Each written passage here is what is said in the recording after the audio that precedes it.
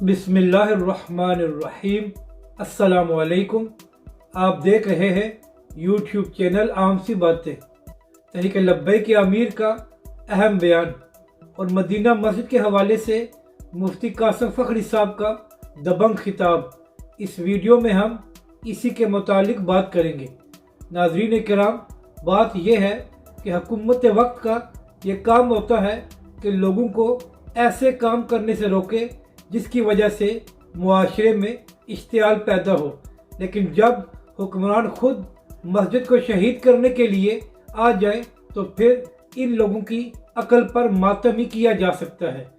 Tarak road पर मौजूद Medina मस्जिद को तो फिलहाल शहीद होने से बचा लिया गया है, लेकिन ये हुक्मरान बाज नहीं आए और कल इंतज़ामिया शेरशाह रोड पर मौजूद मदीना मस्जिद को शहीद करने के लिए पहुंच गई थी, जिसके बाद अहले इलाका, अवाम अहले सुन्नत और तहरीक लब्बैक ने शदीद प्रोटेस्ट किया और इस प्रोटेस्ट से खिताब करते हुए तहरीक लब्बैक के ज़िला गरबी के अमीर सैयद काशिफ हुसैन साहब ने कहा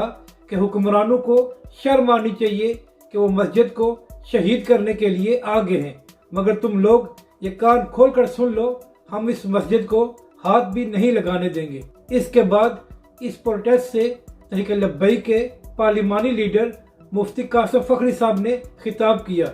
और मुफ्ती साहब ने कहा कि हुकूमत का काम होता है कि अवाम को सेहत और तालीम की सहूलतें दें, लेकिन हमारे हुक्मरान अवाम को सहूलतें तो कोई नहीं देते, लेकिन अब बनी हुई मसाजिद को भी शहीद करने के लिए आ जाते हैं ताकि इस अवाम को मज़ीद तंग किया जाए, लेकिन हम इस मस्जिद को शहीद नहीं करने देंगे। और यहाँ पर अहम बात यह है कि जब मदीना मस्जिद का इशू बहुत हाईलाइट था तो उस वक्त तहरीक लब्बैक के सरबराह अल्लामा साद हुसैन रिज़वी ने भी बहुत अहम बयान दिया था, जिससे यही साबित होता है कि जब भी कोई अहम मौका होता है तो तहरीक लब्बैक के कायदीन सबसे आगे होते हैं। अपनी राय का ज़रूर इजहार करें कि आपको ये वीडियो कैसी लगी और हमारे इस चैनल को भी सब्सक्राइब करें।